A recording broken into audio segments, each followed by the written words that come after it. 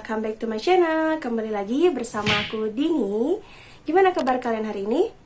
Masih semangat dong tentunya untuk terus melakukan pembelajaran secara daring. Yap, seperti biasa, aku akan sharing ilmu lagi sama kalian. Dan kali ini adalah materinya tentang ilmu ekonomi. Udah pasti kalian nggak asing lagi sama istilah ekonomi. Cuman sebenarnya ekonomi itu apa ya?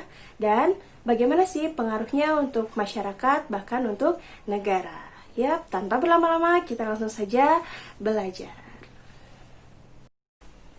Oke, kali ini yang akan kita bahas adalah tentang ilmu ekonomi. Di sini akan ada 4 materi pembelajaran. Yang pertama itu adalah tentang definisinya seperti apa, kemudian metode-metode ekonomi itu apa saja, hubungan ekonomi itu seperti apa, dan apa itu ilmu ekonomi. Yuk kita mulai dari definisi. Nah, sebenarnya ilmu ekonomi itu apa sih? Nah, ilmu ekonomi itu adalah ilmu yang mempelajari bagaimana usaha manusia menggunakan sumber daya yang terbatas untuk dapat memenuhi kebutuhan dan keinginan serta mencapai kemakmuran. Ya. Jadi intinya ekonomi itu adalah usaha manusia buat menggunakan sumber daya yang terbatas untuk memenuhi kebutuhan dan keinginan serta mencapai kemakmuran. Sumber dayanya mungkin terbatas, tapi biasanya kebutuhan dan keinginan itu tidak terbatas. Ya, itu definisi dari ilmu ekonomi. Siapa di sini yang banyak banget keinginan dan kebutuhannya? Sama, saya juga banyak. Oke, kita lanjut ke metode ekonomi. Nah, metode ekonomi di sini itu terbagi menjadi 2 bagian. Yang pertama adalah metode deduktif dan yang kedua itu adalah metode induktif, ya. Apa sih perbedaannya? Kita lihat ya. Oke, untuk metode deduktif itu adalah metode pengambilan keputusan untuk hal-hal yang khusus berdasarkan kesimpulan yang bersifat umum. Ya. Oke. Kita lihat dulu yang induktifnya. Nah, metode induktif adalah metode pengambilan keputusan untuk hal-hal yang umum berdasarkan kesimpulan yang bersifat khusus. Berarti, metode deduktif itu pengambilan keputusannya khusus berdasarkan kesimpulan yang umum. Kalau metode induktif itu pengambilan keputusan yang umum berdasarkan kesimpulan yang bersifat khusus. Agak bingung ya? Kita bahas lebih dalam lagi. Kita lihat langsung ke contohnya. Ya, di sini aku contohkan untuk metode deduktif dan metode induktif. Untuk metode deduktif itu contohnya seperti ini ya. Besar kecilnya suatu permintaan itu tergantung dari besar kecilnya pendapatan, tingkat harga, dan selera. Nah, tadi deduktif itu adalah pengambilan keputusan untuk hal khusus dari kesimpulan yang bersifat umum. Nah, hal khususnya itu adalah besar kecilnya permintaan. Nah, diambilnya dari kesimpulan yang bersifat umum. Kesimpulan yang bersifat umum itu di sini contohnya besar kecilnya pendapatan, tingkat harga, dan selera. Ini yang bersifat umumnya. Tadi yang khususnya adalah permintaan, ya. Nah, kalau metode induktif itu adalah menarik suatu kesimpulan tentang permintaan terhadap harga itu diambil dari data-data periodik seperti tabel, grafik, statistik yang valid. Artinya, kalau deduktif itu dari hal khusus, kesimpulannya umum. Nah, kalau metode induktif itu dari yang sifatnya umum, yaitu permintaan, diambil dari kesimpulan yang bersifat khusus. Di sini yang bersifat khususnya adalah data-data yang ada tabelnya, grafiknya, dan statistiknya yang valid atau yang udah bisa dipertanggungjawabkan. Ya, itu bedanya metode deduktif dan metode induktif. Oke, kita lanjut. Setelah metode ekonomi, kita akan beralih ke hubungan ekonomi. Hubungan ekonomi juga ternyata ada dua. Yang pertama itu adalah hubungan fungsional, yang keduanya hubungan kausal. Apa sih? Nah, kita lihat. Untuk hubungan fungsional itu adalah hubungan antara dua atau lebih peristiwa ekonomi yang saling mempengaruhi. Kata kuncinya adalah peristiwa ekonomi yang saling mempengaruhi. Tuh. Yang kedua itu adalah hubungan kausal. Hubungan kausal itu adalah hubungan suatu peristiwa yang mengakibatkan terjadinya peristiwa lain, tetapi tidak berlaku sebaliknya. Ini peristiwa itu mengakibatkan terjadinya peristiwa lain, tapi tidak berlaku sebaliknya. Untuk lebih jelasnya, kita langsung ke contoh. Nah, di sini aku kasih contoh untuk hubungan fungsional dan hubungan kausal. Kita mulai dari hubungan fungsional dulu ya. Nah, contohnya untuk hubungan fungsional itu adalah ketika harga naik, maka penawaran barang akan naik. Ya. Kalau misalkan harga lagi bagus nih, pasti barang-barang akan naik, jumlah penawarannya akan naik, akan banyak barang yang ditawarkan ketika harga naik. Nah, setelah itu ketika penawaran meningkat, harga akan turun. Ya.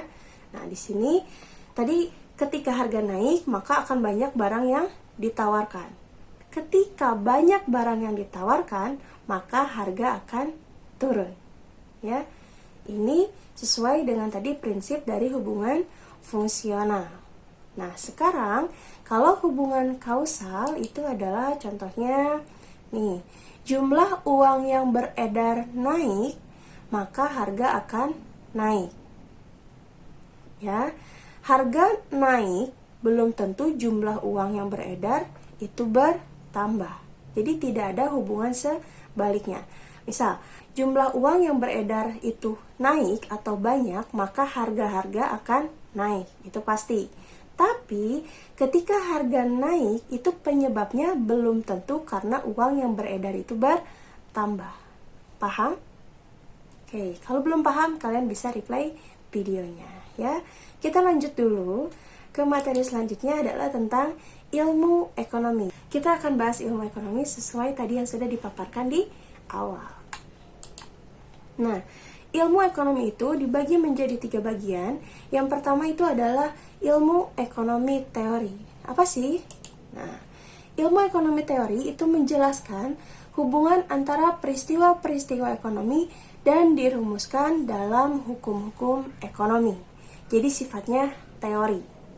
Ya, kalau ilmu ekonomi itu ilmu ekonomi teori itu sifatnya masih hanya sebatas teori. Nah, ilmu ekonomi teori itu sendiri dibagi menjadi 2. Yang pertama itu ada ilmu ekonomi mikro dan ada ilmu ekonomi makro. Kita bahas yang mikro dulu. Ilmu ekonomi mikro adalah ilmu yang mempelajari dan menganalisis bagian-bagian tertentu dari keseluruhan kegiatan perekonomian. Mikro itu artinya kecil, berarti dia hanya membahas bagian-bagian tertentu saja dari total keseluruhan masalah perekonomian, ya. Contohnya kayak gimana? Contohnya itu misalkan seorang produsen itu berusaha meningkatkan keuntungan dengan cara dia dihubungkannya atau menghubungkan dengan biaya produksi dan pangsa pasarnya. Jadi lebih ke bagian hanya tentang produsen yang ingin meningkatkan keuntungannya, tapi dengan melihat tentang biaya produksi dan pasarnya. Ya, itu untuk ekonomi mikro. Kita bandingkan dengan yang ilmu ekonomi makro.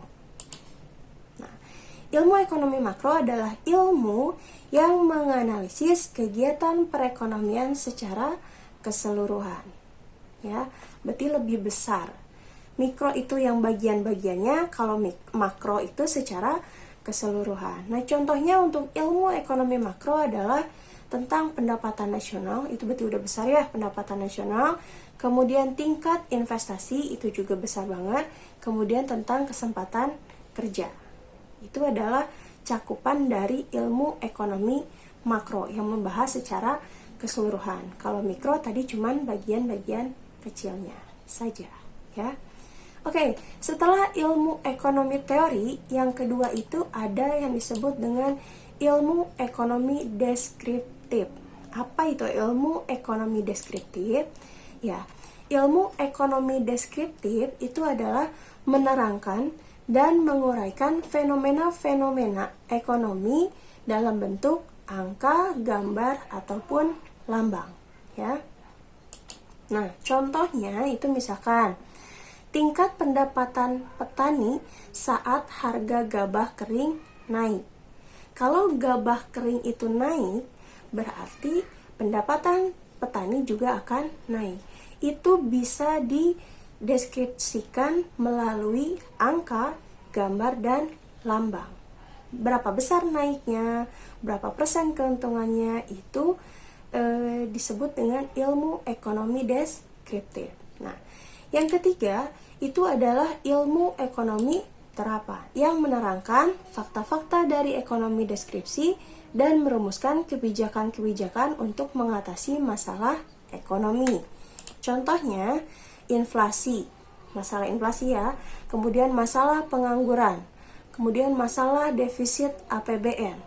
Nah, jadi ilmu ekonomi terapan itu lebih ke cara atau solusi dalam memecahkan masalah-masalah ekonomi. Kalau tadi kita urutkan, yang pertama itu ilmu ekonomi teori itu hanya sebatas teori-teori ekonomi dan dibuatnya hukum-hukum ekonomi. Nah, dari teori kita beralih ke deskriptif. Di ekonomi deskriptif itu lebih dijelaskan lagi secara detail, bisa berupa angka, gambar, atau lambang. Nah, ketika terjadi permasalahan, yang berperan adalah ilmu ekonomi terapan, di mana ilmu ekonomi terapan itu bisa memberikan kebijakan-kebijakan guna menyelesaikan masalah ekonomi yang terjadi. Seperti itu ya. Oke. Untuk pembahasan materi ilmu ekonomi mungkin cukup sekian dulu. Nanti akan kita lanjut di video berikutnya. Oke, cukup sekian pembahasan ilmu ekonomi kali ini. Nanti akan ada pembahasan lanjutnya di next video. Jangan lupa untuk terus dukung aku supaya aku bisa lebih baik lagi dalam memberikan materi, lebih baik lagi dalam sharing ilmu sama kalian, dan semoga ini semua menjadi manfaat dan kebaikan buat kita semua. Ya, dan untuk yang baru gabung, jangan lupa untuk klik like, comment, share, and subscribe. Aku pamit. Terima kasih. Assalamualaikum.